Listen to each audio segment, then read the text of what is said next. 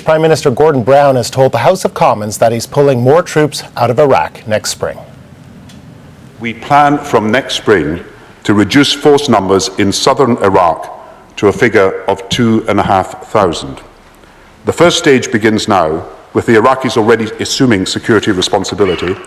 We expect to establish provincial Iraqi corps in Basra province in the next 2 months, at all times, therefore, achieving our long-term aim of handing over security to the Iraqi armed forces and police, honouring our obligations to the Iraqi people and their security, ensuring the safety of our forces.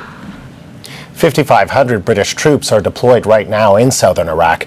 Polls continue to suggest most British people do not support their country's participation in the US-led war. Joining us now with his insights into Gordon Brown's announcement and what it means for his government is Robert Fox.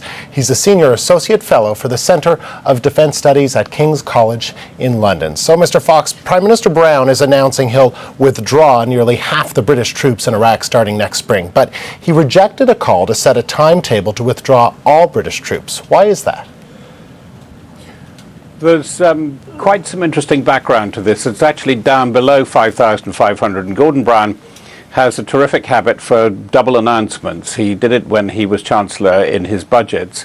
In fact, the troop level is down to 5,000, going down to 4,500, going down to 4,000 by the end of the year. And many of this is actually troops not going out rather than coming back, if you see what I mean.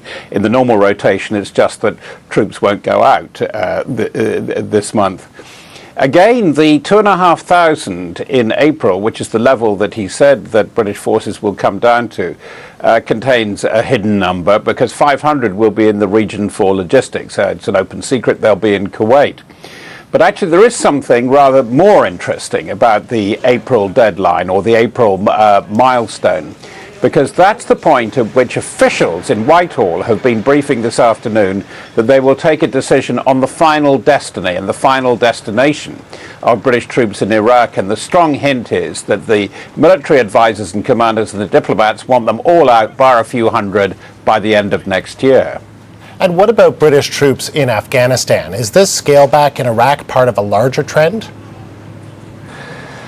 I think so. Now, this gets really interesting because I asked the Senior General this afternoon, is this in order to reinforce or to change the concept of operations, to change the shape of activities in Afghanistan? And he said no. He said that these troops are needed back at base. They need time to recover. They need time for training. And British commanders have been desperately worried about not being able to complete the training cycles for key personnel, NCOs and young officers, and particularly staff officers.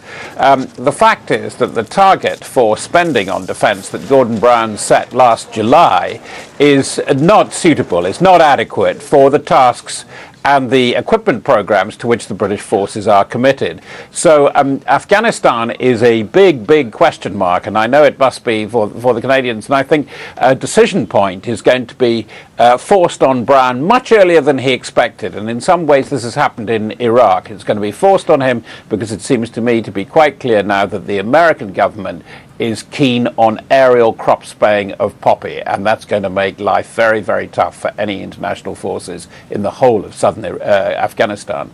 Now, Prime Minister Brown was highly criticised for not consulting with British MPs before announcing this troop reduction. Why didn't he? I think this is a bit of a footnote now, even in the story of Mr. Brown and his political fortunes, although the Leader of the Opposition, David Cameron, made a bit of a meal of it in Parliament this afternoon. Not that he needs to. He is riding high, and as Brown is riding low after leading the public and his party to an expectation that he might call an election tomorrow. He's certainly not going to do that, and probably not going to do it for another year and a half, and which means he may well be running it out of time. I think that Brown really got caught when he was visiting troops in Baghdad and Basra. He felt he had to say something, and actually what everybody said that they knew already that they were coming down by 500, the overall number, and 500 by the end of the year. After all, a prime minister cannot go to a place like Basra, where there has been heavy fighting and there's been loss of life over the past few weeks, and not say anything at all. He's tried to get off the hook by saying that he was giving the overall picture, the grand picture of what the aims are in Iraq to Parliament this afternoon. And as I hinted to you, he hasn't given the full story. There's been a push and pull with the Americans, and the most important figure being the American commander, David Petraeus, who sounds more and more like a presidential candidate, sounds as if he's running for office.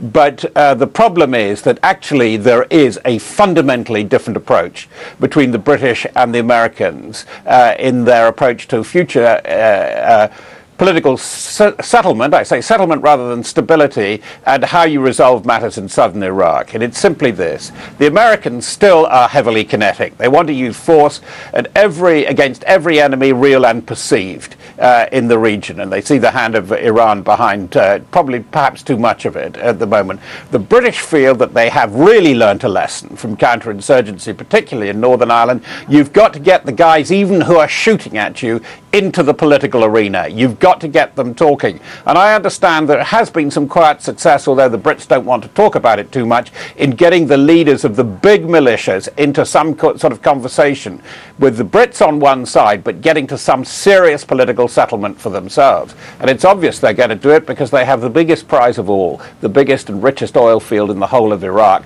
just on their doorstep in the Rumalia oil field. Robert Fox, very interesting to speak to you. Thank you very much. Thank you.